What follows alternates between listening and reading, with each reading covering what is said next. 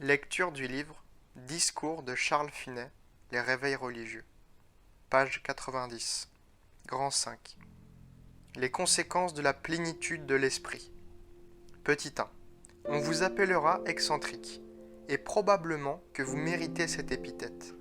Je n'ai jamais connu une personne remplie de l'esprit qui ne fût accusée d'être excentrique. La cause en est que ceux qui sont remplis de l'Esprit de Dieu diffèrent effectivement de tous les autres. Il y a dès lors les raisons les meilleures pour que de telles personnes paraissent excentriques. Elles agissent sous d'autres influences, elles en ont d'autres en vue, d'autres mobiles, elles sont dirigées par un autre esprit que les autres. Vous devez donc vous attendre à des observations de ce genre.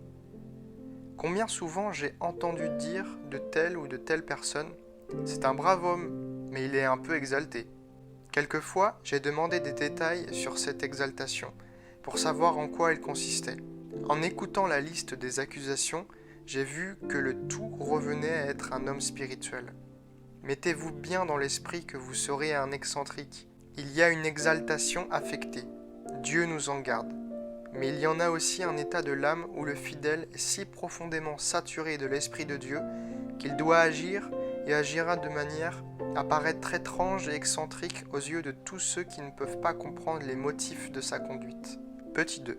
Si vous êtes rempli de l'Esprit, il est assez probable que plusieurs penseront que vous êtes déséquilibré. Nous jugeons ainsi les hommes quand ils heurtent ce qui nous paraît prudent et conforme au bon sens, ou quand ils arrivent à des conclusions sans raison valable à nos yeux. Paul fut accusé d'être fou par ceux qui ne comprenaient pas son point de vue. Il n'est pas étonnant que Festus ait pensé qu'il ait perdu la tête à force d'études ou de savoir. Mais Paul lui dit « Je ne suis pas fou, très excellent Festus. » Acte 26, versets 24 à 25. Sa manière de faire était si étrange, si nouvelle, que Festus pensa que c'était de la démence. Mais la vérité est, tout simplement, qu'il voyait son sujet avec une telle clarté qu'il y mettait toute son âme. Festus et les autres étaient à tout égard ignorants des mobiles qui faisaient agir Paul. C'est encore aujourd'hui chose courante. Une foule de gens ont paru déséquilibrés à ceux qui n'avaient point de spiritualité. Cependant, eux savaient qu'ils avaient de bonnes raisons pour agir comme ils le faisaient. Dieu dirigeait leur esprit d'une manière que ceux qui n'étaient pas spirituels ne pouvaient pas comprendre. Mettez-vous bien dans l'esprit qu'il en sera de même pour vous, et ceci d'autant plus que vous vivrez davantage au-dessus du monde et que vous marcherez plus étroitement avec Dieu. Petit 3. Si vous êtes rempli de l'esprit, il vous faut attendre à de grandes angoisses au sujet de l'état de l'Église et du monde. Certains voudraient être remplis de l'esprit parce qu'ils pensent que cette grâce les rendra parfaitement heureux. On a à l'idée que les chrétiens spirituels sont à l'abri de tout chagrin.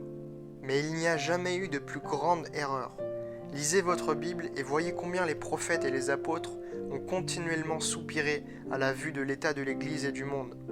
L'apôtre Paul disait « Nous portons toujours avec nous dans notre corps la mort de Jésus. » 2 Corinthiens 4,10. Je l'atteste, dit-il, chaque jour je suis exposé à la mort. 1 Corinthiens 15,31. Vous saurez alors ce que c'est que de sympathiser avec le Seigneur Jésus et d'être baptisé du baptême dont il fut baptisé. Oh, quelle n'était pas son agonie pour les pécheurs? Dans quel travail d'enfantement était son âme pour leur salut? Plus vous aurez de son esprit, plus vous verrez clairement la triste condition des pécheurs et plus vous éprouverez de détresse à leurs égards. Il pourra vous sembler quelquefois que vous ne pouvez plus vivre en face de leurs conditions. Votre détresse intérieure sera inexprimable. Petit 4. Souvent, vous serez affligé de l'état spirituel de ceux qui ont charge d'âme. Il y a quelques années, je demandais à une femme appartenant à une des églises de cette ville quel était ici l'état de l'église. Elle paraissait un peu disposée à en parler, elle fit quelques remarques générales, puis, comme suffoquée et les yeux pleins de larmes, elle dit « Oh, l'esprit de notre pasteur semble enveloppé de profondes ténèbres. » Souvent, des chrétiens spirituels éprouvent un sentiment semblable et répandent des larmes à ce sujet. J'ai vu à maintes reprises des chrétiens pleurer et soupirer ainsi en secret. parce que des ténèbres enveloppent l'esprit des pasteurs et à cause de leur amour du monde et de la crainte qu'ils ont des hommes. Mais ces chrétiens n'osaient pas en parler de peur d'être dénoncés, menacés et peut-être exclus de l'Église. Je ne dis pas ces choses par un esprit de jugement pour faire des reproches à mes collègues, mais parce qu'elles sont vraies. Il importe que les pasteurs sachent qu'il n'y a rien de plus commun parmi les chrétiens spirituels qu'un sentiment de douleur et de détresse à cause de l'état du corps pastoral. Je ne voudrais éveiller aucun mauvais sentiment contre les pasteurs, mais il est temps qu'on sache que lorsque des chrétiens arrivent à la compréhension des choses spirituelles et que leur âme est éveillée, ils constatent souvent que leur pasteur n'entre pas dans leurs sentiments, qu'il est bien au-dessous de ce qu'il devrait être et bien inférieur en spiritualité à plusieurs des membres de son Église. C'est là un des mots les plus saillants et les plus profondément lamentables de nos jours. La piété des pasteurs, quoique réelle, est, dans bien des cas, tellement superficielle que les membres spirituels de l'Église sentent que les pasteurs ne sympathisent pas avec eux et ne le peuvent pas. La prédication ne répond pas à leurs besoins, elle ne les nourrit pas. Les pasteurs n'ont pas assez de profondeur dans leurs expériences religieuses pour savoir sonder et réveiller l'Église, pour aider ceux qui sont tentés, pour soutenir les faibles, pour diriger l'effort. Quand un pasteur a conduit une Église aussi loin que le comporte sa propre expérience spirituelle, il s'arrête là, jusqu'à ce que son expérience soit approfondie, qu'il se soit reconverti, que son cœur ait été brisé à nouveau, et qu'il ait fait de nouveaux pas dans la vie chrétienne, il ne pourra plus faire progresser ses paroissiens. Il peut prêcher la sainte doctrine, car un pasteur converti peut en faire autant, mais sa prédication manquera de cet aiguillon qui s'attaque aux consciences, et cette portée pratique et de cette onction que seuls peuvent satisfaire un chrétien spirituel. C'est un fait sur lequel gémit l'Église que la piété des étudiants en théologie souffre tellement au cours de leurs études que lorsqu'ils entrent dans le saint ministère, quel que puisse être d'ailleurs leur bagage intellectuel, ils ne sont, au sens spirituel, que des petits-enfants. Au lieu de pouvoir entreprendre de nourrir l'Église de Dieu, ils ont encore besoin d'être eux-mêmes nourris et soignés. Petit 5. Si vous êtes rempli de l'Esprit, il vous faut attendre à beaucoup d'opposition de la part des membres de votre Église et du monde. Il est probable que les hommes placés à la tête de l'Église s'opposeront à vous. Si votre état spirituel est de beaucoup supérieur à celui des autres membres de l'Église, ils s'opposeront à vous. Si quelqu'un veut vivre pieusement en Christ, il doit s'attendre à la persécution. 2 Timothée 3, 12. Si vous êtes rempli de l'Esprit de Dieu, souvent les anciens et même le pasteur s'opposeront à vous. Petit 6. Vous devez vous attendre à des conflits fréquents et acharnés avec Satan, qui a très peu à craindre des chrétiens non spirituels, tièdes, paresseux et mondains. Ceux-là ne comprennent pas ce que dit la parole de Dieu des conflits spirituels. Peut-être qu'ils souriront si vous leur en parlez, et dès lors le diable les laisse tranquilles. Il ne le trouble pas, lui ne les trouble pas non plus. Le diable sait au contraire que les chrétiens spirituels lui causent un grand dommage, et c'est pour cela qu'il s'oppose à eux. De tels chrétiens ont souvent de terribles conflits avec lui. Ils ont des tentations comme jamais auparavant, des pensées blasphématoires ou d'athéisme, des suggestions de commettre de mauvaises actions, de sauter la vie et autres choses semblables. Si vous êtes spirituel, vous devez vous attendre à ces terribles conflits. Petit 7. Vous aurez des luttes plus grandes avec vous-même que vous ne l'auriez jamais prévu. Vous trouverez quelquefois que votre propre corruption s'élève d'une manière étrange contre l'esprit. La chair a des désirs contraires à ceux de l'esprit, et l'esprit en a de contraires à ceux de la chair. Galates 5, 17. Souvent, cette corruption se manifeste avec une puissance qui jette le chrétien dans la consternation. Un pasteur me racontait qu'un commandant de marine des États-Unis, homme spirituel, avait eu à soutenir contre des tentations intérieures, des luttes telles qu'il lui arrivait de passer la nuit couché sur le plancher, gémissant et criant à Dieu pendant des heures, lui demandant de briser la puissance de la tentation. Il semblait que le diable fût résolu à le perdre et que pour le moment, son cœur fût presque ligué avec le démon. Petit 8. Mais vous aurez la paix avec Dieu. Si l'Église, les pécheurs et le diable se dressent contre vous, il y en aura un avec lequel vous serez en paix. Souvenez-vous-en. vous qui êtes appelés à ces épreuves et à ces conflits, à ces tentations, vous qui gémissez et priez, qui pleurez et brisez votre cœur, votre paix pour autant qu'il s'agira de vos dispositions envers Dieu coulera comme un fleuve. Petit 9. Vous aurez aussi la paix de la conscience. Si vous êtes conduit par l'Esprit, vous ne serez pas continuellement aiguillonné et torturé par des reproches intérieurs. Votre conscience sera calme et paisible, comme un lac dont la surface n'est ridée par aucun souffle.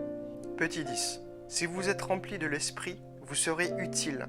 Vous le serez inévitablement. Lors même que vous seriez malade et incapable de sortir de votre chambre, de parler ou de voir qui que ce soit, vous seriez 10 fois plus utile qu'une centaine de ces chrétiens, tels qu'on les rencontre partout, dépourvus de spiritualité. Voici une anecdote pour illustrer cette pensée. Un homme pieux de notre contrée était malade des poumons. Il était pauvre et souffrait depuis des années. Un négociant inconverti de cet endroit, qui avait bon cœur, lui envoyait de temps en temps quelque chose pour le soulager, lui et sa famille. Le malade était reconnaissant, mais regrettait de ne pouvoir lui rendre l'appareil. À la longue, il prit le parti de récompenser son bienfaiteur en priant pour son salut. Il se mit à prier, sa prière devint toujours plus ardente, et il s'empara de Dieu. Il n'y avait pas de réveil dans cette ville, mais à l'étonnement de tous, le marchand se décida nettement pour le Seigneur. Le feu se répandit dans tout l'endroit. Il eut bientôt un réveil puissant et une multitude de personnes furent converties. Le pauvre homme languit de la sorte pendant quelques années et mourut. Après sa mort, je visitai cet endroit et sa veuve me montra le journal de son mari. Il y disait, entre autres, « Je suis en relation avec environ 30 pasteurs et églises. » Il avait mis à part certaines heures du jour pour prier pour chacun de ces pasteurs et pour leurs églises. Il avait aussi mis à part certains moments pour prier en faveur de quelques stations missionnaires. Puis suivaient, sous différentes dates, des phrases comme celle-ci. « Aujourd'hui, j'ai pu offrir la prière de la foi pour que Dieu répande l'Esprit sur l'église de... Et j'ai confiance en Dieu qu'elle aura bientôt un réveil. » Sous une autre date. « J'ai pu offrir aujourd'hui ce que j'appelle la prière de la foi pour l'église de... Et j'ai confiance qu'il y aura bientôt un réveil. » Quant aux stations missionnaires, si je m'en souviens bien, il en mentionnait en particulier une à Ceylan. Je crois que le dernier endroit pour lequel, selon son journal, il est offert la prière de la foi, fut l'endroit où il vivait. Peu de temps après, le réveil commença et se répandit dans le pays, à peu près, dans l'ordre dans lequel ces lieux étaient mentionnés dans le journal. Des nouvelles virent de Ceylan annonçant qu'il y avait là un réveil. Quant au réveil de sa propre ville, il ne commença qu'après sa mort, à l'époque où sa veuve me remit le document dont je viens de parler. Elle me dit qu'il priait, pendant sa maladie, avec une telle ferveur qu'elle craignait souvent qu'il ne se tût à force de prier. Le réveil fut extrêmement puissant dans toute la contrée, et le fait qu'il était proche n'avait pas été caché à ce serviteur de Dieu. Car selon l'Écriture, le secret de l'Éternel est pour ceux qui le craignent. Psaume 25, 14.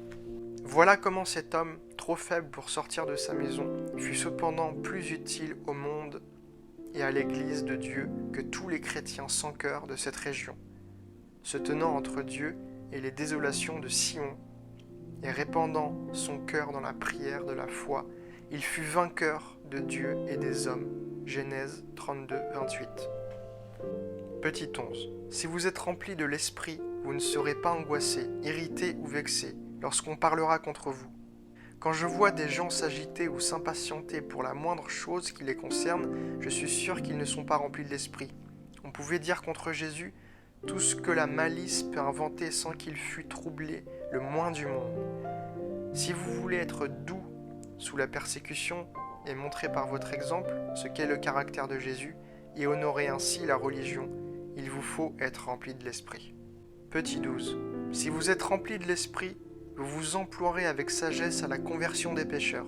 L'Esprit vous indiquera les meilleurs moyens pour atteindre le but et éviter les maladresses. Sans être rempli de l'Esprit, aucun homme n'est compétent pour proposer et employer des moyens d'action propres à favoriser un réveil. Il sera aussi embarrassé pour agir que le serait un homme en face d'un objet qu'il veut saisir si ses mains n'avaient pas de pouce. Il agira comme s'il n'avait point de sens. Mais un homme conduit par l'Esprit de Dieu saura comment prendre ses mesures au bon moment et appliquer la vérité divine avec le plus d'efficacité possible. Petit 13. Vous serez calme dans l'affliction, et quand vous verrez la tempête arriver, vous n'en serez point troublé ou consterné. Les gens qui vous entourent seront étonnés de votre paix et de votre contentement d'esprit au milieu des épreuves, parce qu'ils ne connaissent pas le secours intérieur dont bénéficient ceux qui sont remplis de l'esprit. Petit 14. Vous serez résigné en face de la mort.